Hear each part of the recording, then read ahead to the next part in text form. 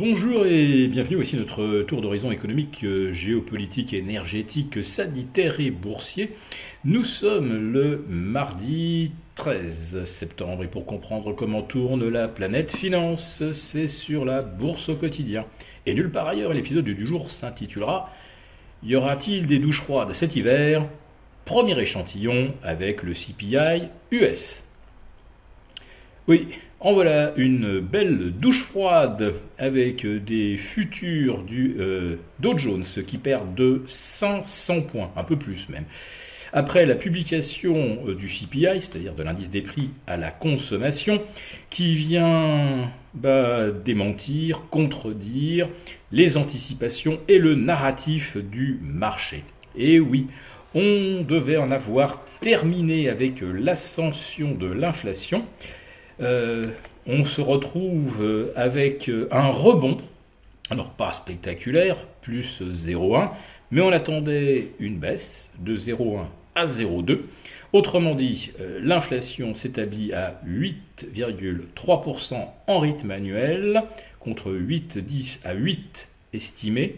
En fait, j'ai vu beaucoup plus d'estimations à 7,9 et 8 que d'estimations supérieures à 8. Et pour l'indice des prix hors alimentation et énergie, c'est-à-dire hors variable volatile, on est à 6,3 contre 6 à 6,10 anticipé.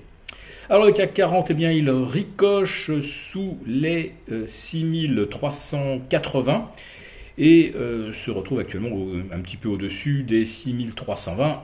La journée n'est pas terminée. En Allemagne, le DAX est passé de un peu plus de 1,10% à moins 0,3%. Alors, ce genre de contre-pied, évidemment, c'est une douche froide pour ceux qui ont payé de façon peut-être un petit peu optimiste avant la publication des chiffres. Mais en fait, quelle que soit la statistique publiée aujourd'hui, de toute façon, on va dire que les boules avaient gagné la partie. Ils ont réussi à faire remonter le CAC 40 de 6000 vers 6003. Ils ont réussi à faire rebondir le DAX de 1000 points, de 12005 vers 13005. Et pour le S&P, repasser au-dessus des 4100, là aussi on va dire que le contrat est rempli. Et puis je rappelle que cette remontée des indices, 5 séances de hausse consécutives, s'est effectuée dans un vide sidéral avec des séances à moins de 2 milliards à Paris avant le coup de cloche final. Alors évidemment avec les arbitrages de dernière minute, on arrivait à des séances à 3 milliards, mais la réalité c'est que pendant la session, on était bien en deçà des 2 milliards. Donc, qui achetait le marché ? Quelques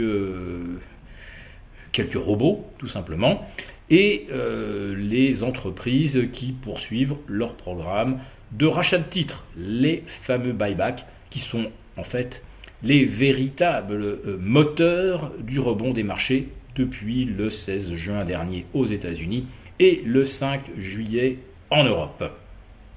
Ces mauvais chiffres de l'inflation font donc rebondir le dollar au-delà de la parité face à l'euro.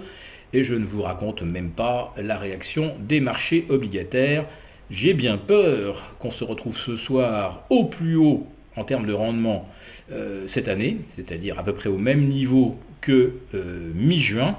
Et aux États-Unis, l'inversion de courbe entre le 6 mois, 1 an, 2 ans et le 10 ans, 30 ans, cette inversion se radicalise. Bon, c'est la preuve que le marché anticipe bel et bien une récession, mais la hausse des instruments de duration courte, 1-2 ans, démontre qu'on va adopter l'anticipation de la politique monétaire la plus restrictive, qui était un petit peu le consensus d'après la dernière réunion de la Fed. Donc on anticipe probablement 4% loyer de l'argent à 4%, ce qui devrait être mortel pour les actions.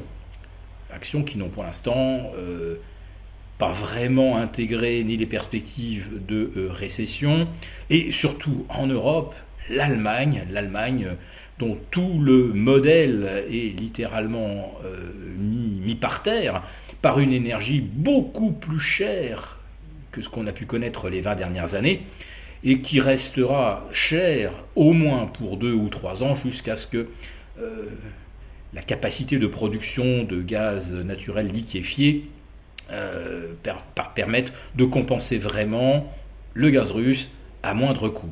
Et puis voilà qu'un nouveau conflit d'ailleurs se déclenche, toujours à l'est de l'Europe. Cette fois-ci c'est l'Azerbaïdjan, auprès de laquelle nous sommes allés mendier du gaz et du pétrole il y a 15 jours. C'est l'Azerbaïdjan qui attaque l'Arménie qui, je pense, ne lui avait rien fait. Alors il y a bien effectivement des minorités azéries côté arménien, mais l'Arménie, Erevan, n'a pas bombardé ces minorités pendant 8 ans, bien sûr, comme ont pu le faire les troupes de Kiev sur les minorités russophones du Donbass. Alors, est-ce que notre indignation va demeurer sélective, ou est-ce que d'un seul coup on va décider également de se priver du gaz et du pétrole azerbaïdjanais? Bon, le gaz, je vous rassure, l'Azerbaïdjan ne nous en fournit que sur le papier. En revanche, pour le pétrole, ça peut être un petit peu plus embêtant. Voilà, donc c'est la deuxième douche froide du jour, en fait, géopolitique. Et tous ces éléments combinés devraient quand même conduire les marchés à se montrer un petit peu moins exubérants que depuis une semaine. Si cette vidéo vous a plu, n'hésitez pas à nous mettre un pouce. Et rendez-vous demain avec nos abonnés, des affranchis.